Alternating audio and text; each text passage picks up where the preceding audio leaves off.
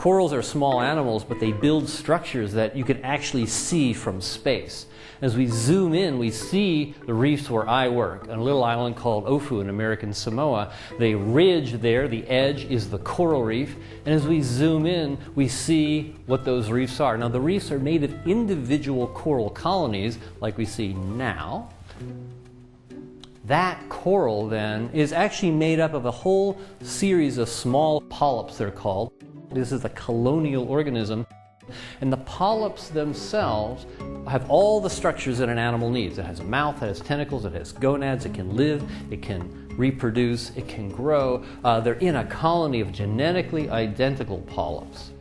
Now, the color on these tentacles, like I said, is not the color of the coral itself. It's the color of the symbiont. And as the focus racks in and out a little bit here, then what we see is that we can just see the little globules of the symbiont.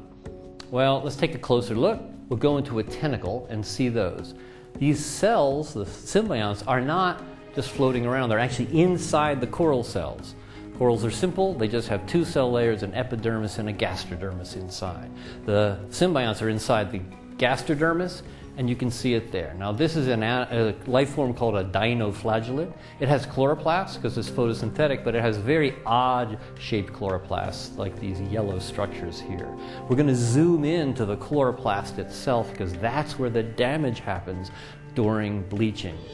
What do chloroplasts have in them? They have membranes called thylakoid membranes. Those membranes hold the proteins called the photosystems that then capture light energy and turn it into chemical energy. It's the molecules that turn all of the sunlight that we get on the planet into the food that we eat. The rain of photons down here hits these photosystems and they gather them up. Now, if the temperature goes up and if the light goes up, then they freak out.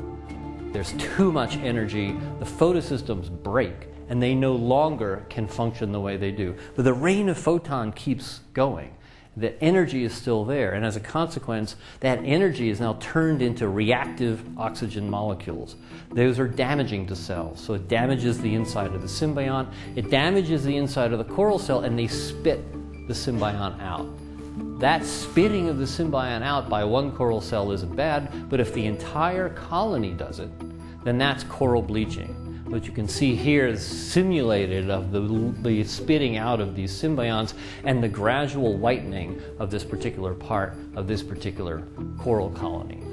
Well, when that happens across an entire colony, then the coral turns from its normal tan color into a white color. What difference does that make? The symbiont provides 75 to 80% of the energy the coral needs to survive, and without that energy, it can't make a skeleton and it can't live very long.